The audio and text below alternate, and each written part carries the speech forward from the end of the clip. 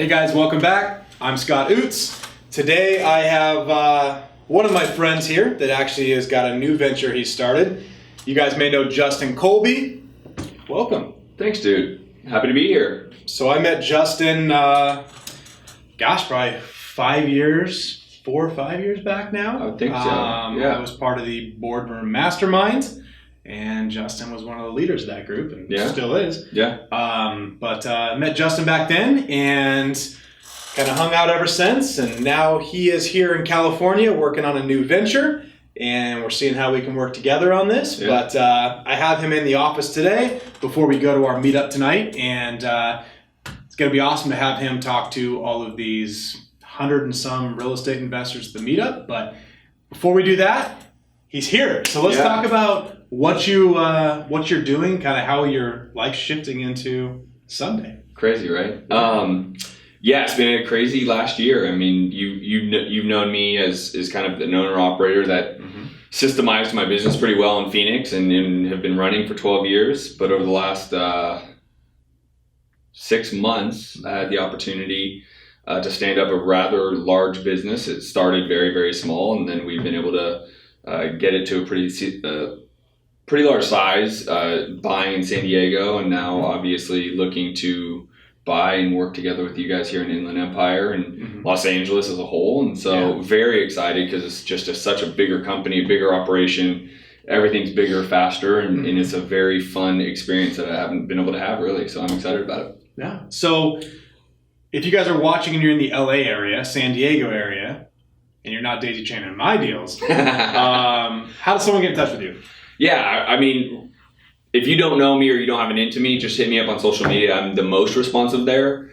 From there, I will point you in the right direction. Obviously, if you're someone like Scott that has a ton of deals and you're the real deal and you're looking to wholesale more deals, then we will buy a lot of deals from you all throughout Southern California. But social media, just say, hi, saw you on Scott's podcast, YouTube, heard you on Scott's podcast, however, and then I'll make sure we jump on a call and we can figure out a way to do business because that's what it's all about. Yeah, that's exactly what it's about. So, and the thing is too, Justin might be buying, we can work together on things. Like I've said many times, don't look at everyone as competition, right? Make sure that you look at people that you may have thought as competition, you look at them as potential partners.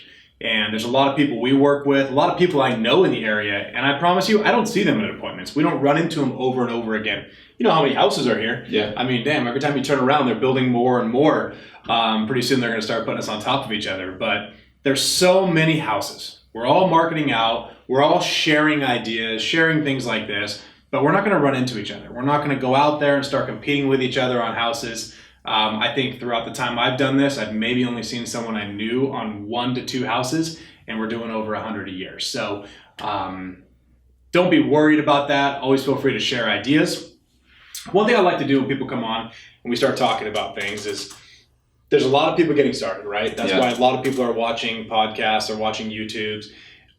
So I always try to go through with people challenges. And I like asking everyone that kind of comes on here, what are some challenges you've encountered? Sure. And what advice do you have for people to help get past those things? Weird. I've never had a challenge in business. It's always been easy. I just make a lot of money and I walk away. That's all I know. I mean, the reality is it's beyond challenging to be a business owner. And that's what a lot of people don't like to approach, especially in our space of real estate investing. I think too often on TV or social media now is such a big platform for people in this space. It looks easy. It looks like, all you do is throw out some mail and you go make 10, 15 grand. What's your average? You're 30 something, right? Well, we have 2 sales reps at 30, but one at 75. So. Right. But that's what they see and that's what they hear, and they see the big seminars and that's what they talk about. And I can appreciate that. And I've been on those stages and I get that. But the challenge is more often than not is doing the work, right? You have to be able to have a day that you can say, this is how much work I need to get done and actually do it. And then have realistic expectations. That's the baseline answer I can give you, because I could go down a bunch of different ways. But a lot of people think they see Scott, they see Justin, they see others, and this is so doable. By the way, it is. I'm not discouraging anyone out there that's getting started, but you got to put forth the effort, right? And I don't care if you're broke. You need to now go work. I work with a handful of clients, and I can tell you, I have a client right now that is hell bent to keep their job. and go make $250,000 a year real estate investing so that they can go buy rentals and do both. I'm blown away with his work ethic. Children, full-time job, working full-time in real estate investing so he can build wealth for his long-term vision and parent in the whole thing. And it's like, that's what it takes to be successful. The challenges that come along are largely self-imposed more than anything. I completely agree. And you saying the stuff about your friend that wants to keep his job reminds me of a conversation I had. So there was a guy I knew, still know, but he was working, making about $100,000, $120,000 a year at a job. And he was doing this business on the side. So he was doing some wholesaling stuff. He'd keep some things as rentals. And he's like, I just don't want to get rid of that bread and butter job, right? I want to keep that job. And I said, well, how much are you making and how many hours are you working in your wholesale business? He said, I'm making probably $85,000 to $100,000 a year. I said, well, that's great. How many hours? 10 maybe? So, okay. I understand you want the $100,000 to $120,000 a year job that you have, but if you're already making almost that, working 10 hours, can you imagine if you unleashed yourself? Just let yourself go and said, hey, I'm going to work 50 hours a week at this, and I'm not going to report to work at 9 o'clock like my boss tells me to, go do manual labor, and then leave at 5 o'clock when it's time to clock out. And he actually just quit his job right before the Max's We Live meeting. And he quit right before that. And dude, the guy's killing it now. So you look at it and there's things that hold people back sometimes. And while it might be good in theory to say, hey, I'm going to hold on to that job. Are you holding on to the job for security? Or is it actually holding you back? You know, if your friend's looking at getting rental properties, can he get twice as many? If he stepped out and actually did something like that? Could he build a team and start spending more time with his family?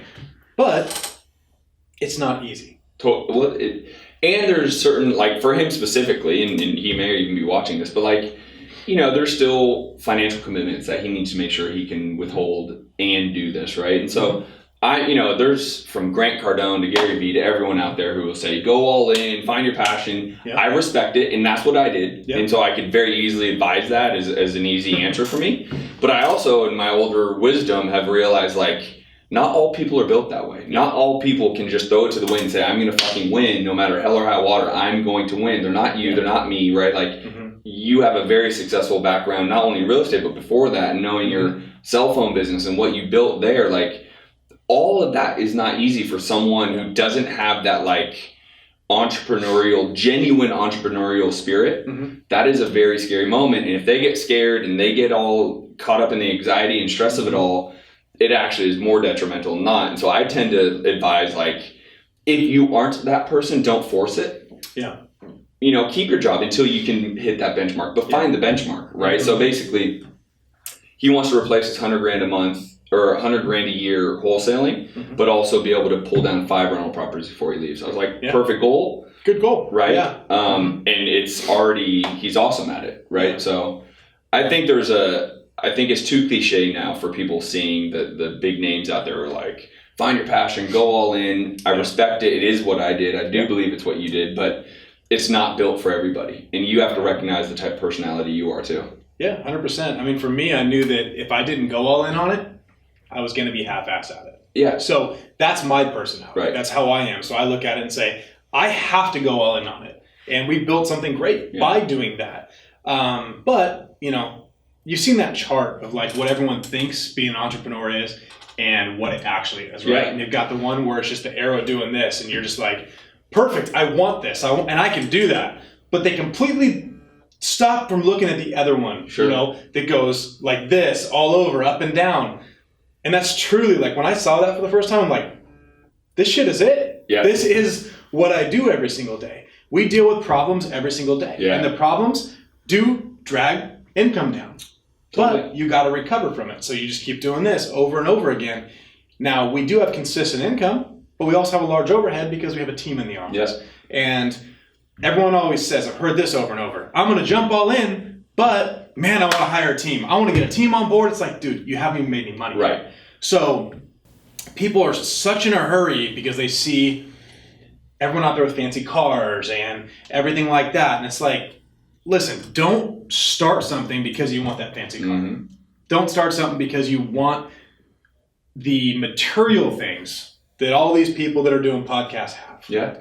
Do it because you want to do it. Yeah. Dude, this t-shirt and jeans, literally what I'm wearing right now, this is me every day. Like, this is me. I don't wear a suit jacket. I don't wear a pocket square. I don't do things like that. If people want to, fantastic. Yeah. I know people that do. They like it. They dress like that every day. I'm going to show up in my t-shirt and jeans. It's how I do things. Tonight for the meetup, t-shirt and jeans. No doubt. That's how I am.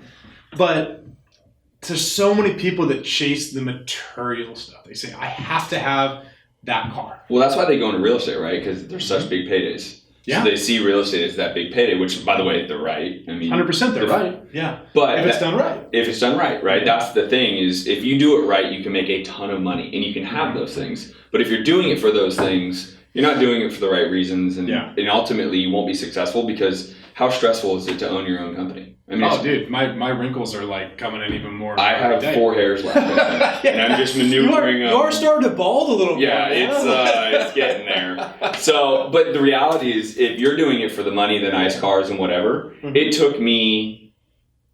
I've been flipping homes for 12 years. It took me 9 years before I got my nice car. Yeah, you got your Maserati. Right. Which I drove. Which you drove. Did you ever get a ticket from that? We didn't. Hey. You were going for it, and I saw a flash, and I said, I think we just got a ticket, guy. You're like, send it to me. So I'll tell you a story. So we're there for like boardroom or something, right? I think so. Phoenix area? Yeah. Or maybe an event. Something like that. So Justin had just got his car, and he said, hey, let's go hang out. And I said, oh, man, I'll only go if I could drive your car. I thought he'd say no, I was still going to go. But he's like, yeah, no problem. Throws me the keys. Brand new Maserati sitting outside. I'm like, damn, okay. So this guy's one of the smartest people I've met because you did everything possible to keep me off the freeway. You did. I'm like, where do I turn? I look at one freeway we cross, another freeway we cross, and I'm like, you jackass, you're literally keeping me off the freeway because you know what I'm going to do when I get on that freeway. Go for it. So I hit it on the side street, and the minute I did, flash. Yeah. And it's one of those speed limit signs, and I'm like, all right, let me know if you get a ticket. But that was fun. Yeah. That was a good time. But the whole point of that is it took me 9 years before I felt like that was a good idea. And good idea is relative. But I didn't go do it the first year I made $100,000 or $200,000. And by the way, if you're making $100,000 or $200,000, you probably shouldn't go get the car. Mm-hmm. Like that's not a car that you should be getting or anything. Mm-hmm. Like you got to live at some point modestly enough. Yeah. But I think, again, it just goes back to, like, if you're in it just for the flashiness, not what I'm in it for, I wouldn't advise doing it. Because when the road does get rough, and it will, you'll quit, right? Or it'll break you or whatever. And because you're not in it because it's something you want to do and want to, have for the long haul, it's something that you're trying to do for that car, for that example. So there's, it's funny, tonight, actually, my thought about what I want to talk about is, like, how to get into this industry. How to scale once you're in, but also like what are the important parts in both those sectors because they're different, right? Yeah. And the older I get and the more I see in our space of educating and being a part of masterminds and being on stage and having the opportunity to influence people now changes our role greatly in this space, right? But like I'm less about people scaling big businesses anymore. Like what I have and what you have, like until you have a financial bandwidth to really go for it. Yeah. I don't like until you have $250,000 that you're putting in your pocket every year that you personally are saying, here's my take home, here's my tax returns, $250,000 or more. I don't believe you should be hiring. I mean, maybe an assistant, like maybe someone to just kind of do some of the other stuff or a VA to like spreadsheets and whatever. But I'm not much of an advocate anymore of these guys going out there and saying, oh, I need to go have 2 acquisition guys. I need 2 lead managers. Until they have money. Yeah. And that took me a lot of time in the last 4 or 5 years. That is what I've been talking about is here's how you scale. Here's how you build it. And respectfully speaking, I think too many people are trying to get there before they're actually successful doing deals. So basically people are trying to grow too fast. 100%. And a lot of times it is what we talked about. They're trying to grow so fast they're not growing fast. In a lot of cases, if I ask them, what's your why? Why are you doing this? A lot of times, well, I want a nice car. Yeah. Well, that's material. You can wreck your car. Totally. Right? I mean, that's the thing is when I was doing it, originally I said, hey, I just want to have enough money that I don't have to worry about shit. And I remember someone telling me that, well, that's not a good why. And I said, oh, it's mine, right? It's my why. I want to have enough money that I don't have to worry about things. If I want to go out to a nice dinner, I can go to a nice dinner. If I want to do something, I can. I'm not saying go buy a yacht, but I want to be able to live my life the way I want to live my life. Yeah. And then someone said to me, that's what you do when you get residual income. I said, but it still doesn't change the fact that it's my why, right? So like so many people talk about it, I say, my why is I want to be financially free. I want to be able to take the day off. I like working. Yeah. Everyone's in a hurry to retire. I don't want to retire and die. Yeah. I don't want to do that. Yeah. I want to work because I enjoy it, but I want to be able to take time away. So I don't watch a lot of Grant Cardone stuff, but there's one video that popped up. It was like last week. He's talking about having the plane, having the cars. He had like a G-Wagon, I saw that video. Yeah, but it was all because his rental income bought it, right? That was his point. And that was the point. He's talking about ball players out there and how they all go bankrupt afterwards. And usually, I'll be honest, usually he bugs me, so I usually don't watch his stuff. It's just too much for me. But that video caught my attention, and I'm watching it, and I watched the whole thing from start to finish. And then I sent it to my wife and had her watch it because I said, you know what? Like, this is important. It's actually a good point. Mm-hmm. Because my focus lately has been, let's shift to residual income. Let's start getting the rental properties. Let's pay for my life through residual income. Yeah. And I've been trying to convince my wife that, hey, rental, all these things we're going to do to start getting that paid for. And that video just hit home with me because he said, hey, buy all this crap. Buy all the crap you want if it's paid for with your residual income. Yeah. Not your day job money, your residual income. And to me, like that really hit home. I was like, all right, like, I'm selling my house right now. We're moving and we're looking at a new house, a more expensive house with a higher mortgage and all that stuff. And I'm just like, shit, how many rentals do I need to pay for this thing, right? Wow. And I actually calculated the profit I wanted per rental, and I said, oh, God, okay, I better get going. But that's the thing is get the residual income, then go and do that stuff. And I thought that was one good thing that he really said. It really hit home with me because I was like, okay, this is actually really important. I think that is. And the irony is you and I both have been in such that cash flow game in terms of not the buy and hold, but like the wholesaling, right? Like it's so cash intensive. It's very hard to say, well, I'll just take this and make $200 a month when you can make 20 grand right now in 7 days. Yes. But that's a mindset shift, right? I'm in the same boat. What I try to do is my personal perspective, like I have multiple bolt-on businesses that now bring me residual cash flow. I don't do anything with them. And that's why I do it now. It's not real estate like a house, but I'm a part owner in a title company, a fund, like a registered Reg A fund, like in it. So monthly I'm getting these checks. Yeah. So in my head, it's not just, I don't have a rental portfolio because I don't, like I keep getting these $20,000 checks and I like them better. Yeah. But I built my life around these things that can pay me every single month without me having to do the work. So you could go both ways with that, right? But ultimately the rental properties, that's where you start to build the wealth on top of it. And there's so many great things once you build wealth, or at least have like a minimum of 5 doors. Now you can go to a bank, like a real bank, go get a credit line against them. Now you have money that you could either flip more or you potentially could lend out and arbitrage them. I mean, now you have all these different options because you bought 5 rental properties, right? So the business is so cool. You talked about retiring. Like one of the main reasons why I love this industry, I just don't ever see myself retiring ever. Maybe from the wholesale business where it's so time intensive, marketing, sales, training, probably at some level that goes away for me. Yeah. But like whether more flips, maybe finding bigger rentals, we syndicate something to get whatever. Well, that's still real estate. That's still working. That's still, right? So that's what I really love is because you could literally build this into working 10 hours a week. Yeah. But it's just built differently, right? Now we're looking for 100+ unit properties because we built a syndication, and now that's where our time is spent versus the 100 transactions a year. Yeah. So, but again, that's levels to this business, right? Like I'm not there. I'm not buying 100 unit properties a year, but could I in 2, 4, 5, 10 years? Sure. Yeah, and I realize that's what a lot of the gurus have shifted to, right? Oh, now they've shifted from their duplexes, triplexes to apartment units and all those type of things. Grant's done a great job at that. Grant led the charge at that, and I respect Grant a lot for the things that he's been able to do because it wasn't a big platform for a lot of the gurus, right? Yeah. Wholesaling and flipping, like Fortune Builders is probably the biggest flipping coaching platform that I'm aware of. Wholesaling from myself to yourself to Max to Sean to Kent to you name it. I mean, there's a lot of platforms out there. Yeah, Cody Sperber, right? I mean, because it's quicker cash. Yeah. So when people get into the business, that is the best way to get into the business. There's no doubt about it, right? Yeah. But then you need to be able to build that business to a place where you can start to leverage into other things. Yeah. Yeah. And that's the important part. Mm-hmm. And I think everyone's basically saying, hey, I'm going to start tomorrow, but I'm going to buy apartment buildings a month from now. Sure. And I think we talk about overhead and things like that. I mean, it costs me $100,000 a month to run my business. Totally. It does. We make more than that, so fantastic. Right. But don't underestimate the work it takes to get to that point. I've had a lot of struggles. Like I said in my previous video, I was stolen from a friend.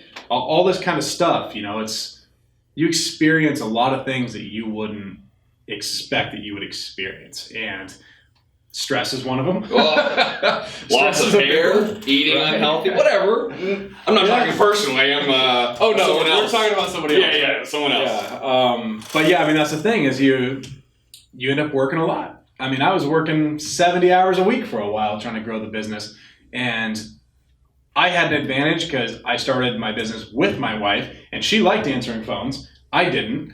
So we were able to kind of split those responsibilities, but when I really looked at it, I'm like, all right, she answers phones. All right, I was dispositions, acquisitions, transaction coordinator, marketing. I was like, your org chart was holy Scott. crap. Yeah, and then she was up there in the corner. But it's like, dang, you look at it and you're like, okay, now I have an org chart. Yeah. I have them with people doing everything.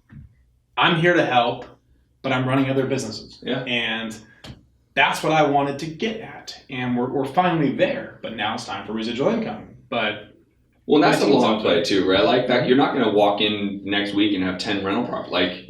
You slowly build that. And I think that's part of why people have such a hard time is this is a long play, even when you're in the wholesale business, because it takes a while for you to have enough revenue to start to maneuver into other avenues such as rentals or whatever it may be.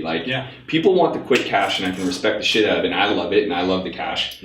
But if you want to build the wealth and have different avenues and have different businesses like you and I have, and have other opportunities, Sunday, for example, would have only come because I've been doing this for 12 years. Yeah. It was my resume, not true resume, but my experiential resume that brought this opportunity. It had nothing to do with, whatever. So I only say that to say longevity means a lot because it opens up more doors. And I think people underestimate the value of just staying in the business. I mean, I remember 3 or 4 years ago, we were having a completely different conversation than you and I are having today. Yeah. Right? It was different. I walked in your office and it was a different office and different people and different everything. Yeah. And I've had incredibly different moments in my career where, I mean, I've literally been on the very brink of I'm out of business, I got to go figure something else out. Yeah. And it was because of people like the Kents, the Seans, the people that came to my aid, just kind of as older brother, and just kind of was like, dude, you think this is a big deal? You got this, right? And then they give you one simple piece of advice, but because when you're in the thick of that, you can't really recognize it. Outside perspective. Totally. And so, but that is what gives you the experience and the opportunities, because you don't quit when that happens. You've been there, I've been there, we've all been there. Anyone at any level of success has been on that, oh shit, I have $10 left in the account. How am I going to get this done? And not quitting is how you get it done, right? So that's what I would really urge is don't quit, because you will win. But then it goes back to well, what are you willing to do? Are you willing to door knock? Are you willing to fire all your people because you now no longer could pay payroll, or you're not driving enough leads, you can't pay for whatever, and then go do it yourself? Or is your ego and your pride going to get in the way? That's one thing that, in the different transitions I've gone over the last year or so, that's been a big thing for me is I went from the guy who was 100 plus deals every year, but now I'm 4 a month. And that's a big pride and ego thing for me, because that was always I could stand on stage and that's not easy for us men, right? And so that's been a big change for me in reducing my team down to a manager who runs the entire business. Right? So there's a lot to talk about, but that's what tonight's going to be about. I want to talk about the starting to scaling to what's really the important factor in between both of those, because there's really one important factor. We were just talking about it, and at the end of the day, it's your buyers in this space. Your buyers will move your needle and give you more opportunity. And if you have the right buyers, you can do a whole hell of a lot, right? But that's what will help you go from just getting started to scaling. Yeah. It's the same thing. That's actually something we haven't touched a lot. We always talk about leads and getting deals. Looking at the buyer side of it, I think that this business, people focus like 90% of their time on acquiring the deal and 10% of their time on signing the deal or building a buyer relationship. Sure. The thing is when my business saw a big shift, when I started looking at it equal, it's 50-50. Getting the deal is just as important as the buyer. 100%, and vice versa. Yeah, you have to look at that. But a lot of people say, you know what, I'm going to put this property out for $500,000. Well, you're not leaving any money for the buyer in the end. Yeah. And one thing that we've done well all along is we've looked to see what is it the buyer wants to make. And is that reasonable or is it not? But ultimately, we try to make sure there's money for the buyer. You know, if you're going to buy it, you know, we've heard of daisy chaining. People out there daisy chaining deals, marking them up over and over again. Pretty soon it's like, all right, wholesalers are making $200,000 and the buyer gets $20. Correct. It just doesn't work, right? They have to make money and they're looking for their return. And that's one thing I think we need to probably spend a little more time on in a future podcast, of making sure that we talk about the building the buyer relationships because it is so important. And well, the right buyers, over my history, like, it's the funniest thing. Like, so I started it in reverse, for probably similar to you, right? Like, I started rehab flipping. I didn't even know wholesaling was a thing. Yeah, me too. So I was probably 200 plus rehab flips into real estate before I was like, oh, what's this wholesale thing? That seems way easier and better, right? And so now, you know, I've probably done 350 rehabs and 600 plus, you know, but the point being is some of our best buyers in Phoenix were the same people that used to wholesale from us. Yeah. Or I'm sorry, wholesale to us as a rehabber. Yeah. Now they are the rehabber. Because it switches. It's very funny. Yeah. And some of the people that we would borrow money from as hard money lenders are now our buyers. Yeah. And so, like, this is not just a, like, where do you find the buyer? Like, if you have a good buyers list, it starts to cross itself over and gives you back to this whole opportunity thing. Now it starts to give you opportunities because there's other businesses, other relationships, other ways to put things together because of these buyer relationships that are very, very profitable across the board. One example I give you is the title company I'm a owner at. Yeah. Because of the business I was doing with certain people, we said, well, why do we give away all our money on title? We're already doing the deals. Why don't we create our own title? It gets underwritten by a bigger escrow company that handles the escrow. And now I have this residual, and it was all because of the relationships I had with a buyer of mine. Yeah. So I bring that all full circle to say, I actually believe the thing that gets you from a newbie being successful into scaling, there's one main constant that can't change, and that is your ability to build a successful buyers list. Yeah.